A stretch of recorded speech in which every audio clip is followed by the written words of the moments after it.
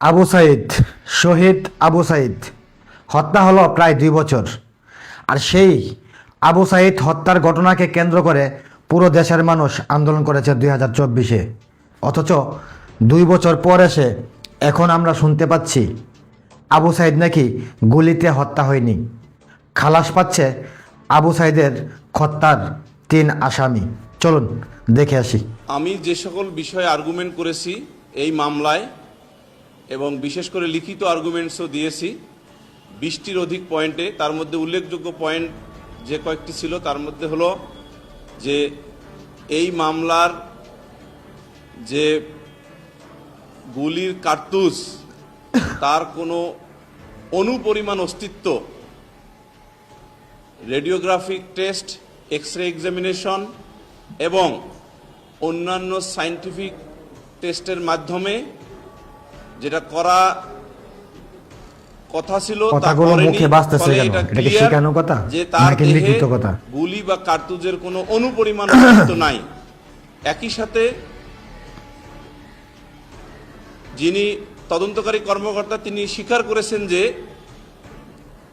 আবু সাইদের গলা থেকে কোমর পর্যন্ত পরিহিত যে কালো রঙের টি শার্ট ছিল সেই টি শার্টের জব্দকৃত অংশে কোনো ছিদ্র নাই। ফলে ইহা সন্দেহাতীতভাবে প্রমাণিত হয় যে গুলির কারণে আবু সাইদের মৃত্যু হয়নি। অন দ্য আদার হ্যান্ড, যে বিষয়টি সন্দেহাতীতভাবে চলে আসে সাক্ষ্য প্রমাণের ভিত্তিতে, সেটা হলো যে 6 জন পুলিশ কর্তৃক আবু সাইদকে লাঠিচার্জ করা হয়েছে, যেখানে আবু সাইদ তার হাতে থাকা একটি লাঠি দিয়ে একজন পুলিশের লাঠির চার্জকে ঠেকানোর চেষ্টা করেছিল। এই 6 জন পুলিশ কর্তৃক লাঠিচার্জের ঘটনার মাত্র একজন পুলিশকে আইডেন্টিফাই করে চার্জশিটে অন্তর্ভুক্ত করা হয়েছে, অর্থাৎ ফরমাল চার্জে অন্তর্ভুক্ত করা হয়েছে। বাকি 5 জনকে ফরমাল চার্জে আনা হয়নি এবং এটা তদন্তকারী কর্মকর্তা নিজেই জেরাতে স্বীকার করেছেন। ফলে কি হলো, তদন্ত রিপোর্টটা 100% ডিফেক্টিভ হয়ে গেল।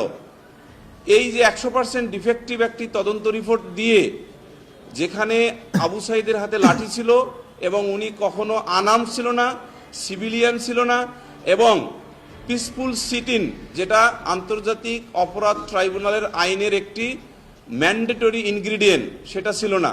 তাহলে ফলে যেটা দাঁড়ায়, এই মামলা একদিকে যেমন গুলির কারণে তার মৃত্যু হয়েছে এইটা প্রমাণ হয় না, অন্যদিকে এই মামলাটি এই আদালতের বা এই ট্রাইব্যুনালের এখতিয়ারভুক্ত মামলায় আসে কিনা সেটা সন্দেহ তৈরি করে। যেহেতু আমরা এই 3 জন আসামির পক্ষে সুস্পষ্টভাবে এই গ্রাউন্ডসগুলো দিয়ে লিখিতভাবে উপস্থাপন করে আর্গুমেন্ট করেছি, তাই আমাদের প্রত্যাশা হলো এই 3 জন আসামি বেকসুর খালাস পাইবেন। ধন্যবাদ সকলকে। কি শুনলেন তো? এখন আপনি আপনার জায়গা থেকে কি বলবেন?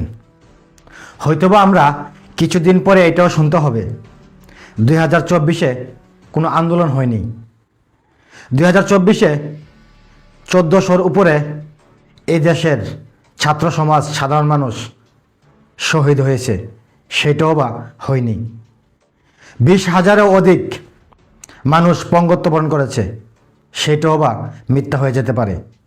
তাহলে আমরা বাংলাদেশে কেমন বিচারের মুখোমুখি দাঁড়া করাচ্ছে সাধারণ মানুষদেরকে?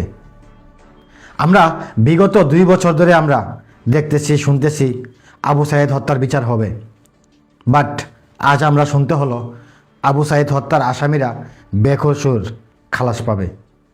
আর সেই দেশে আপনি কিভাবে উসমান হাদির হত্যার বিচার আশা করেন? এটা সম্ভব না। হ্যাঁ।